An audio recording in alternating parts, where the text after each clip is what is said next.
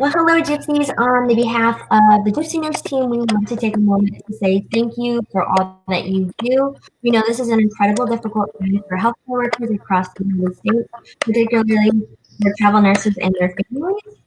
We appreciate all that you do, especially during the COVID-19 pandemic. So we've seen many questions and concerns coming through regarding the virus, and we want to help answer any questions that you have when it comes to agencies and travel nurse assignments with COVID-19. So to help with these questions, we have some of the team members of our sponsor, Travel Nurse Across America, joining us. We will have Jill Eliassen, who is the Vice President of Clinicals. We have Rose Fulton, who is Senior Vice President of Recruitment, and Olivia Harper, who is Senior Recruiter. So we already have Olivia on here. And we're having a little bit of difficulty getting everybody on, but we do have Rose on speaker and Jill will be popping on again. So let's see. If anyone has any questions, just put them in the comments. These ladies will be happy to help with any questions you have. They won't be able to answer them all. There might be some that they don't know or that they may need more information on. So let's get Jill. Hello, Jill. Jill. Oh, we don't have her sound right now. So can you hear her? Hey, Olivia. Hey, Rose. You're on. Great. I don't think we can hear Jill right now yet. Well, it is. So are we? I just wanted to say, wow, I feel like we have really moved a mountain to get to this point today. We have. Hey guys, yeah, we're having a little bit of technical difficulty, so we apologize. We've been trying to make this happen, but please post your questions. If we don't have an answer to them right now, we will get answers to them. But what we really want to do, we've got Jill, who's our Senior VP of Clinical, who you can see her beautiful face, but I think we can't hear her right now. But she can still, I can't hear you now. She can still answer. I have Rose Fulton, who's our Senior VP of Recruitment, who is on a conference call with me, but you can't see her beautiful face right now either. But would love to hear your questions. So Rose, you want to introduce yourself and talk a little bit about who you are, what you do? Yeah, absolutely. Well, you know, the Gypsy Nurse Network is an incredible community. All of us are on Gypsy and members, and we really just want to send out a ton of respect and gratitude and pride to be part of this community, to not just the nurses, but we know there's a lot of allied professionals out there, lots of friends of nurses, allies of nurses, lots of healthcare professionals, and we have been, here we are a month into this uncharted territory, and we have the experience that we have in the industry has not prepared us for this, but we do have some great minds that have come together to help guide you all with some questions that we've kind of figured out ourselves that we're looking to do to support our nurses out there in the field. So it really is an honor to be part of this today, and thanks to Gypsy for putting this together, and we hope we can shed some light on some of the big questions out there so that people can travel safely and that people can travel with some sort of confidence in this crisis.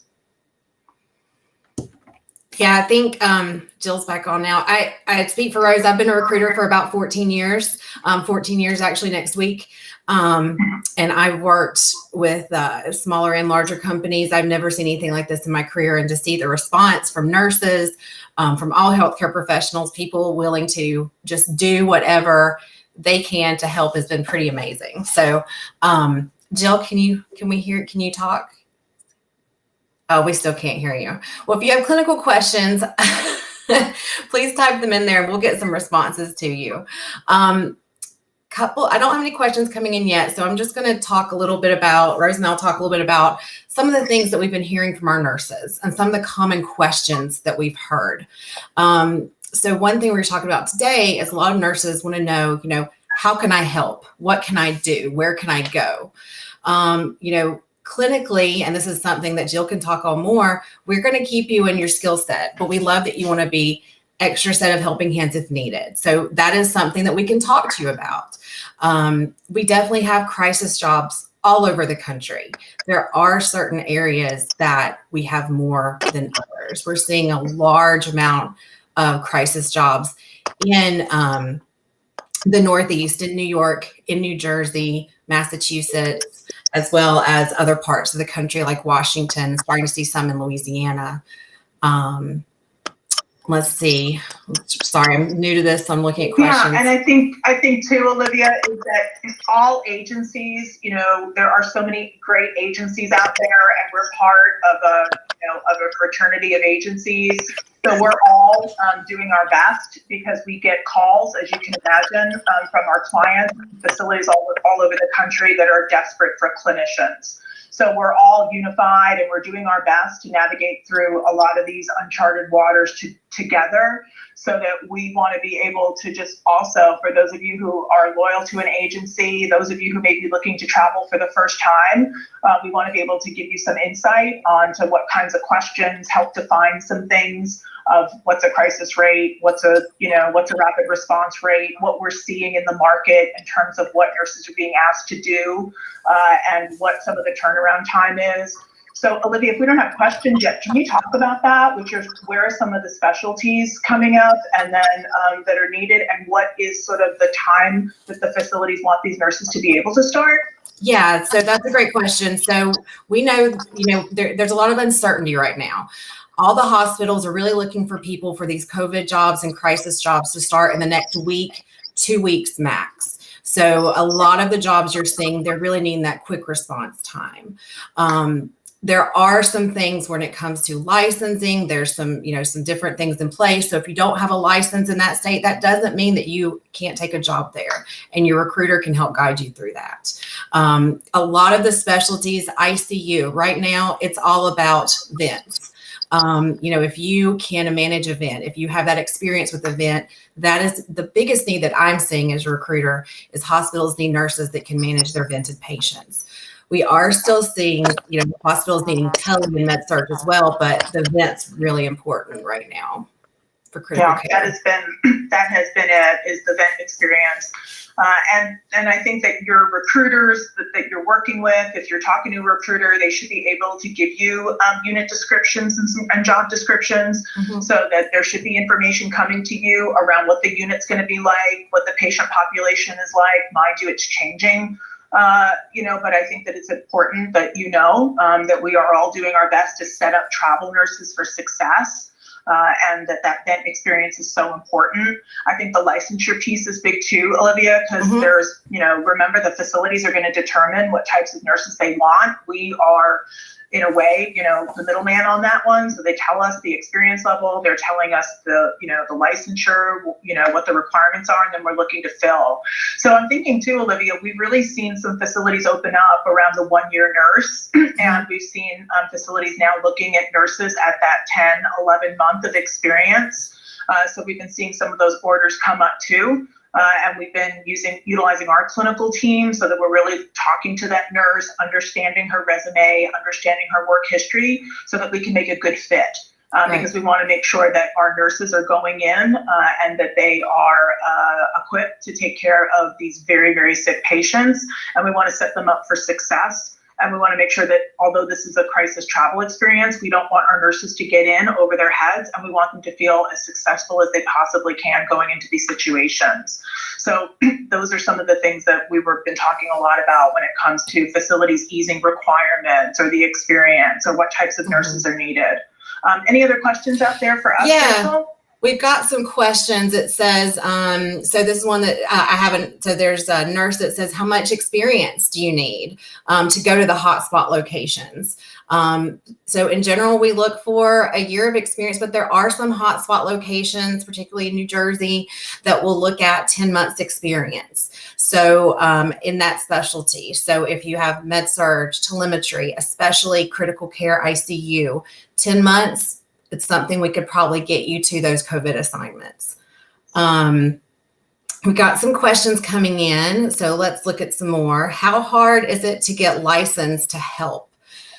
From Sarah. So that's a great question. It kind of depends on the state. Many of the states have lifted requirements or have emergency license in place. But that is rapidly changing. At TNAA, we have licensed specialists that literally monitor this all day. Yes. we Hourly updates we're getting on licensure. Right? We are. Yeah, we're getting hourly updates. So whatever information I give you today, it could change tomorrow. So it's very important that you stay in touch with your recruiter and find out what the licensing is. If, licensing specialists at our company are on top of this with the Board of Nursings every day and how that's changing. But there are many. Do you want to add to that, and we Rose? are seeing, New York and New Jersey are definitely delivering on the promise of really quick turnaround time. So we're not seeing any postponements from New York and New Jersey when it comes to getting nurses on the ground. Yep, exactly. All right, so let's see. There's another question from Angie. Can you explain what experience is needed? What is being supplied by agency? How hospital is being found? This is a big question, Angie. So many nursing spots. Yeah, hot spots. So let me summarize some of this. So we talked about experience, what's being supplied by the agency. Oh goodness, looks like we lost Jill. So when it comes to things being taken care of by your agency, so I can speak to what TNAA does. So when it comes to requirements, every hospital is going to be different, but we have a program called Your Way is Paid, where we pay for anything that's required by that hospital, whether it is, certification, new titers, new PPD. If it's required by that hospital, we do pay for that for you, and that's covered. So anything that's needed for that assignment, we will get for you. And if it's if they have less requirements to get started, you still will probably have to get some done once you eventually start. And we will walk you through that process. And we have experts that will make sure that all that stuff is done on time. Yeah. And we pay for those licenses too, as well as all the certifications and the classes and all of that. So all of that is paid for. So definitely speak to your agency in terms of what we pay for. As far as providing you with PPE, that might be an undercurrent of that question, which is, are we equipping our nurses with masks? We are not. Right now, any supplies are being donated directly to facilities. So we are honoring what facilities on the ground are asking for, which is to have those supplies directly on the units. And we'll talk about interview questions and how to ask about what the PPE situation is at the facility during the traveler interview process, so we can talk about that. And then I think it was, right, Olivia, was there a part of that around how are we hearing from the facilities? How are we getting these jobs? Well, and they're talking about I think she was actually talking about housing. How is housing being found? Because so many nurses in some of these hard hit spots can't find housing. I think that's an excellent question. Do you want to elaborate on that, Rose? Yeah, I sure can. So housing is a definite reality, and we are very aware of the fact that these hotspots also are some of them are in a lockdown, quarantine in place, only essential workers moving around. So we understand that this is very complex. So how we do it at Travel Nurse Across America is that we actually have a housing department where we have professionals who will actually go out there and identify housing options for our nurses and be able to help secure them housing. I think the things that our housing professionals have been telling us is that this is definitely not the time to be traveling with your 5 dogs, your 3 goldfish, and the Little League team. That some of these crisis rates are really about you. That housing can be pretty austere. The housing can be very basic. So it's very important that people's expectations are realistic around housing. But we also want to say that there have been some amazing gestures of generosity and support through hotel chains, through different hotels in particular that have really cut rates and are doing an incredible job of being supportive and great hosts to healthcare professionals who are going into troubled areas. So that is sort of how the housing piece works. But I think it's so important. We want to make sure that our nurses they've got a lot on their mind while they're going to their assignment. Mm-hmm. So the more support you can get on finding housing in our housing department, especially all those TNAA gypsies out there, please use our housing department. Some agencies are blocking out rooms and securing numerous rooms so that way they can secure them and keep that supply together, so at least our nurses have a support system, or our techs when they're out there on these assignments. Right. That's great. And just like with the licensing, the housing is ever changing things. So keeping up that communication and talking with your housing specialist, they can get you the most updated information. And the rest of Angie's question talks about our hospitals waiving the onboarding also. And I would love to be able to have Jill in this. I know some of them are modifying some of the onboarding. They are still giving you orientation. It may be a little different from normal, but you are still getting orientation. So yes, some things are definitely being modified. So we'll take another question. Let's see. Olivia, you are doing a phenomenal job. I'm doing my best here. This is a 3-person job. Olivia has now made a 1.5-person job. So way to go, Olivia. Listen, we are used to rolling with the punches at TNAA, so we know how to make the best out of any situation, right? So we have a question. If a nurse takes a crisis assignment for 8 weeks or less, do they still get access to the same benefits as a 13-week assignment? So that's a fantastic question. I'll take that one because I'm pretty passionate about the benefits that TNAA offers. Now, certainly that's a question that's going to be specific to your company. But yes, when you're an employee with TNAA, you have access to all our benefits, including our paid sick time, including our EAP, which is something I'm very passionate about that we offer to all of our travelers, our corporate chaplain, our short and long-term disability, our life insurance. We even have pet coverage. So all of our benefits that you get, even if you take a 6-week assignment, whatever assignment you take with us, you're eligible. And most of those benefits are eligible on day one. And we are looking at even modifying benefits as things happen to try to help our nurses. But yes, you're eligible for all of those benefits. Yeah, that's sick leave in all 50 states. When California put paid sick leave as a requirement, we just did it in all 50 states. And we are just, our nurses and just us as recruitment are just so grateful that we had the foresight to do that. And we've lifted some of the limitations on nurses being able to, have certain accruals or be able to use a certain amount in a year. So that is such an important benefit. So exactly what you said, Olivia, is that we want to make sure that people feel secure and have some of this full-time benefits while they're taking these travel assignments. So ask your recruiters, things may change. So it's so important that when in doubt, ask your recruiters and see, what is it that they're modifying if there's any changes. Great question. Yeah, great question. And we also have a fantastic blog on our website. Even if you're not on assignment with TNA, there is some amazing information on our website, on our blog, talking about, changes with, different things happening in a clinical setting and different really good resources that you have there as well. So we'll take another question from Scott. He said, I'd like to work in the field tents going up. Is that possible? Currently, we don't have any of those positions posted as travel contracts yet. But I will tell you, again, we meet every day. Many of our leaders, like Jill and Rose, meet multiple times a day with what's changing, what jobs have been added. I can tell you we've had hundreds of jobs added just in the past 24 hours. So currently, no, we don't have field tents. We do have some positions in New Jersey that I think are very interesting, where they're actually taking some long-term care facilities and making them into COVID-only acute care settings. So you are seeing some kind of different types of jobs that we're getting posted, and that really changes every day.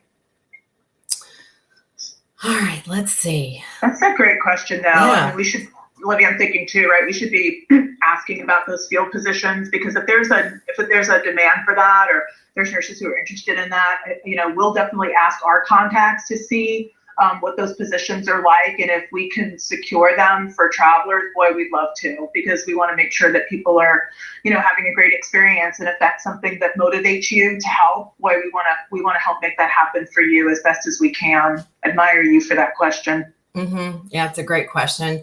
And I mean, the questions that we get all the time, I don't think there's any, this is a very new landscape for all of us, right? In travel nursing, as clinicians, as recruiters.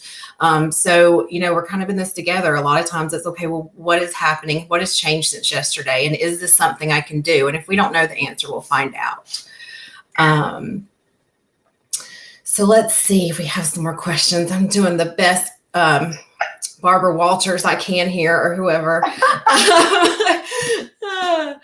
Let's see. Okay, so Scott says, I haven't been in a hospital since 2018 in November. So, we mentioned, and if you're just joining, most of the hospitals currently with TNAA, we do need you to have a experience in the past year. But if it's been within 10 months, there are, there are some caveats to that in some places. But it's one of those things that, we really have to look at your resume, see where you've been working, the kind of setting you've been working in and how long it's been.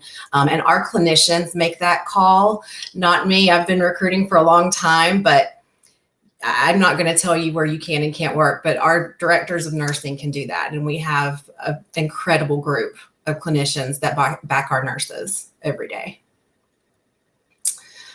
All right, let's see. Yeah, never say no, Scott. I mean, there could be definitely opportunities out there that'll open up and they'll change. And we see requirements change, and we see, lots of incredible clinicians wanting to join the fight.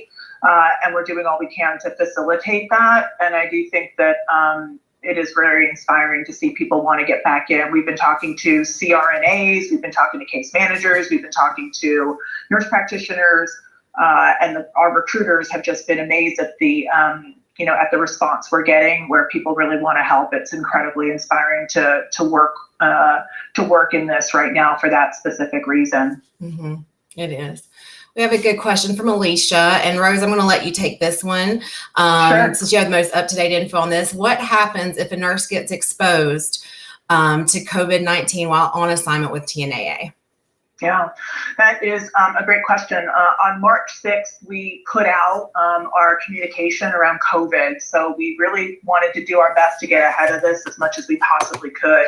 So every agency is going to be different, Alicia, as far as how Travel Nurse Across America works. We have a 5-person strong HR traveler benefits team. So if there are any questions around, I've been exposed, how do I get paid? We have a team that works with that group, and then we assess. So our HR Trav team has a very specific and deep experience in benefits. So they'll be the ones to really guide you through how to assess and how to understand how that exposure happened, what the hospital's saying, gathering the information, gathering the facts so that we can help navigate the path for you. And what we learned when we put out this communication on March 6th, we learned on March 8th that every single exposure is different. So we are taking all of them with a great deal of importance, and we take them with a high level of seriousness and trying to help navigate our nurses. For some nurses, that could result in a 14-day quarantine. For some nurses may be tested. Those tests could come back in a matter of days. Sometimes it's hours. So every situation is different. We have the sick pay benefit. We have sick paid sick leave that helps our nurses through some of that. Some of these cases look to be more like a workers' comp case. So we have a team that really walks you through a workers' comp process. So it really is different for every single case, but we are here for our nurses because these are scary times. And we want to make sure that we're supporting you in the field as best as we can. That's right. And I can't really add much to that. That's perfect. Another question we've had a couple of times, that I think I can probably take, and Rose can help me with as well, is about crossing state lines. I know as a recruiter, I get this question all the time, and understandably so. Can I cross state lines? Can I go to my assignment? Am I going to be in trouble if I get pulled over? I can tell you what I've been telling my nurses to do, and so far it's worked great. We tell our nurses to take a copy of their contract with them. If possible, get a copy or a screenshot of your license and take that with you. And if you get pulled over, just explain, I'm a travel nurse. I am on my way to New York to work on these COVID cases. This is my nursing license. This is my contract. And that's been fine. The government's really trying to make it easier for nurses to get where they need to go. So they're not going to keep you from going. So I know there's a lot of fear around that right now. But, don't let that fear keep you from going to your assignment. Arm yourself with what you need, which is your contract and your license, and you'll be fine. Rose, do you have anything to add to that? No, I think we have been really hearing you all on that. So we really wanted to make sure that y'all were equipped. There's so much information coming from different places. But yeah, we feel very confident that if you got your license, your contract, you're a healthcare professional, that you and your significant others should be able to have safe passage, and there shouldn't be a challenge. Right. All right, let's see what other questions we have here. So Misty Haynes is asking again about experience. What about a new nurse that's only had their license for 2 years, only have experience in med-surg? So first off is don't ever say only, because I think it's diminishing you. You're not only a med-surg, you are a med-surg nurse, which is very challenging specialty. So being a med-surg nurse for 2 years, absolutely. There are hospitals that I have hospitals contracts all over the country that would love to work with you. So it's all about what's right for you. And that's something that I think is very important right now. Nurses have a heart to help, so they want to jump in and go help. And I want you to do that. But I also want you to take the time to make sure, sorry, I get emotional, to make sure that you're making the right decision for your family, for yourself as a clinician, and for, just make sure that you're taking time, because these assignments are a little bit, they're different. Where you're going to go, you're going to have, less orientation. You're going to be expected to really, jump in and go. So would we put you on a contract? Absolutely. If you have at least 10 months to a year experience in med-surg, Misty, we would love to find a contract for you. So sorry, I got emotional. Such a crazy time right now. Well, there'd be something wrong with it. There would be something wrong with us, and we'd be in the wrong profession if we didn't get emotional.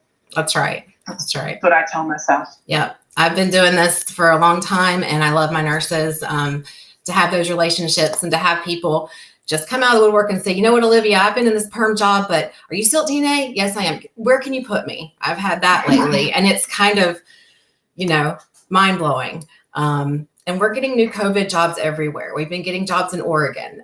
Michigan has been having a lot of COVID jobs lately. So yes, we're getting new places every day. So don't think it's just New York, just New Jersey, but that is a very big need right now. So if you're interested and want to know more about it, just talk to us. And we'll give you the info you need to make the right decision for your family. All right, let's see. More questions. Are hospitals offering crisis rates for COVID-19 assignments? So yes, the rates. I'm glad someone asked about the rates. So there are hi Philip. There are fantastic crisis rates out there right now. That you can definitely apply for. Again, with crisis staffing, with hazard pay, things are ever changing. So it's just one of those things you want to keep up conversation with your recruiter. Positions will post. They will, if they're paying super high, they're going to get a ton of applicants. That doesn't mean that, they're not going to be interviewing fast, because they will. But if they post 50 jobs and get 200 people that apply, it may take a little while. But typically, those really high paying jobs are moving very fast. And most places are offering premium pay to work in COVID jobs. Yes. Yes. Yeah. And we tell people, some nurses and also us as recruiters, we're like, hello, there's a crisis going on. How come my file isn't getting interviewed and offered in 5 minutes? So we always talk about having a plan A, a plan B, and a plan C. So for y'all to absolutely know where your profile is going, making sure that the recruiter you're talking to, that you know where your profile is being submitted to, so you're not getting blind submitted, that you have different options available to you, so that way, if those, Olivia's talking about, these jobs open and there's 100 profiles, so that your ability to help and your desire to help, we want to make sure that we make this booking process as smooth as possible for you. So definitely be thinking plan A, plan B, plan C. Definitely have control over your profile and where it's being submitted, especially now. Yep, that's right. And I think that's something to remember too. Normally with travel nursing, when you apply, you get the offer, you can kind of think it over. These hospitals, they know that you're in high demand and they need you quickly. So just be prepared. Some of the best practices I'm telling my nurses right now, be prepared. If you submit your file to this job, you're probably not going to get an interview. It's going to be an automatic offer. It's very common right now. It's becoming more and more common anyway, but especially right now, these auto offers, you may not know a lot of information about the hospital, and you're going to need to give an answer that same day. So waiting 2 or 3 days is not something that's going to be good for you or for the hospital. So it's a great idea to look up the hospital, Google information about it, things like that, because you can't count on that interview right now to get you that information. And just be ready to give an answer quickly, because these COVID jobs, they're going to continue to hire, offer, and move on. So the longer you take, it's probably not going to be there for you. Oh, wow. Let's see. What else do we have here? That's a good question from Laura. What kind of feedback are you getting from your nurses and the PPE available for the COVID positions? Oh, Jill, I wish you had sound right now. Maybe Jill can get on and give you a little better answer on this later, because we will be able to answer questions we don't get to on here. But the feedback I can tell you that I'm getting from my nurses that I talk to every day is I get different feedback. Every hospital is different. They are trying to replenish PPE as fast as they can. From what I've been hearing and from the clinical calls I've had is, hospitals have emergency preparedness plans in place, and that's what they are going to, and that's what they're using. So it definitely is an ever-changing landscape, but our hospitals update us every day with what's going on. I know some of the nurses I've talked to,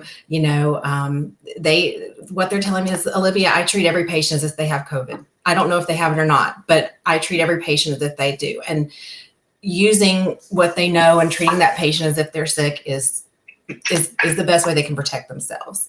One thing Jill mentioned to us earlier about the fear surrounding taking care of COVID patients, she was talking about, as a nurse, she liked knowing that this patient was positive because she could prepare herself to go in there. So I think that mindset is what my nurses are using, if that helps answer that question.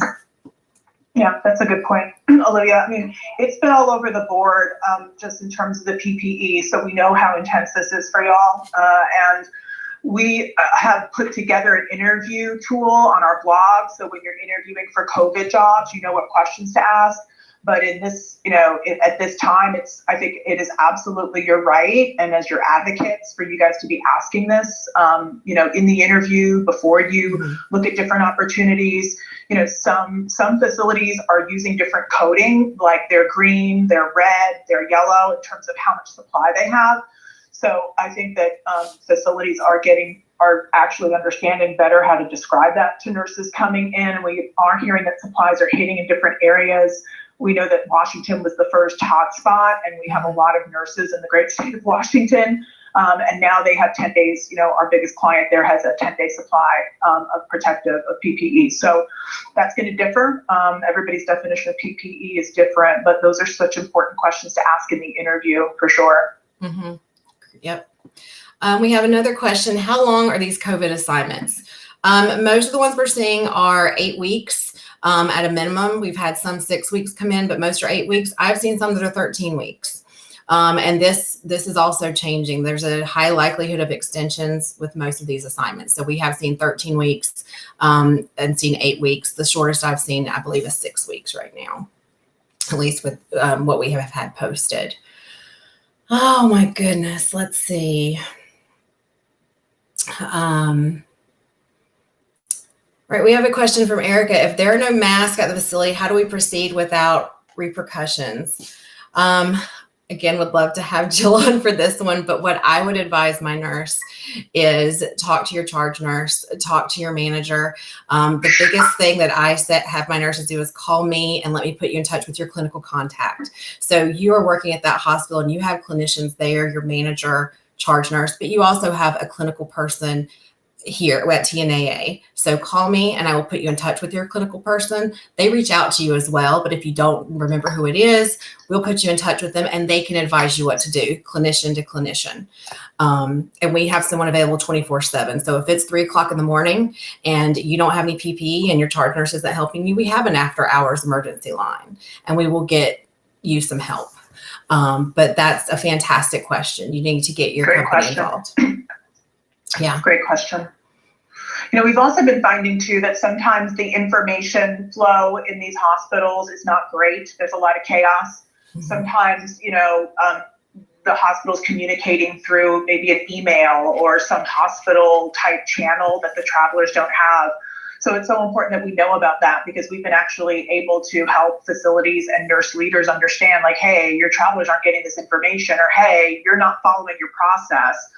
And that's really been helping us be change agents. So once again, travelers coming into situations can be so helpful and help really get those units operating at such a better level because you guys have great eyes and ears and experience, and you guys can share things that other staff members may not see, and that really helps us make things better. It does. And we do keep information, our clinicians kind of gather feedback from our nurses to just be able to better prepare our nurses that go on the assignment at that same hospital. We're getting more questions. There are some clinical questions in there that I think I'm going to leave and let Jill kind of jump in on when she can. And she will get responses to those. I promise we will get those out to you. Rose, is there anything important that you want to talk about or highlight while we're on here before we finish up in a little bit? I think what I'd just like to state is that, for those of us who've been in this business for a long time, between Olivia and I, just the two of us, we've got like 30 years of industry experience. So we can interpret certain things when it comes to trends and when it comes to markets and when it comes to supply and demand and all of this. But this is very uncharted territory. So we have been talking a lot as a team every single day, every single morning. We pray for y'all and we pray for ourselves so that we can help you on your path. But it's so important to find things that you can control in this chaos and control the heck out of them. That's one of our mottos. Find something you can control and control the heck out of it. And then giving people grace. It's one of our core values here around really owning our relationships and giving people grace and a wide berth because people are on edge. People have a lot of emotions running. We can't imagine what your jobs are like in pre-COVID, let alone in this new world that we're living in. So all of that giving grace and helping each other through it and sticking together is really where I would land on this, Olivia. The travel nurse community is so diverse. Agencies want to help nurses. Clients want our nurses, want you guys, and we want to do everything we can to help you through this process. And we just want to make sure that that we're all here doing our best to make decisions that are going to support you in wherever your travel journey takes you. So for some of you, your travel journey is going to take you into this, and for some of you, your travel journey is you're going to get off the travel journey, and that's okay. So it's so important that we give you our complete blessing in whatever it is that you need to do for yourself. Is numero uno, and we support all of our nurses in whatever decisions they make, and it's so important that people feel that freedom, that it's your path, and that's what I was thinking, Olivia. Is these are great questions. It shows so much interest in helping. So I'm gonna give it back to you. Yeah, I agree with Rose. Travel nursing is a very unique industry. Most of you gypsies out there, you may be new to this, you may have done this for a while, and this is a very different landscape with travel nursing right now. But the great thing is the travel community is very strong, and we will get through this together. You need to keep up that communication. Tell your agency, tell your recruiter what you need. We know we virtually can't be there. We can't be there with you, but there are things we can do. Your feedback and telling us what you need is just so important right now. And I do encourage you guys to check out our blog, whether you're with TNAA or another company. There's just some fantastic information on our website. We will get to all your questions on there. And we appreciate the grace, as Rose talked about, giving us grace with our technical difficulties. This has certainly been incredibly terrifying for me because I'm the only one on the screen right now, and so it's fine. It's good. I owe you. But from everyone at TNAA, nurses, we really appreciate nurses, techs, all the healthcare professionals out there. You have no idea. We pray for you every day as a company in our meetings, and we appreciate you and love you. And thank you so much for everything. So, Rachel, I'll let you end the call now, or in the live thing. Hi. You did great. Hello. So yeah, thank you all for all of your questions. Like she said, they'll be answering questions in the comments and everything. And then if you're just now tuning in, still continue to ask questions. They'll all be happy to help. And yeah, so thank you all. Thank you all again for everything that you do. And we're praying over here at Gypsy Nurse too, making sure that you're getting all, staying safe and staying healthy. So thank you all. And thank you, ladies, for joining us. I know Joe's not on here right now, but Rose is, totally on, so it's fine. Yep.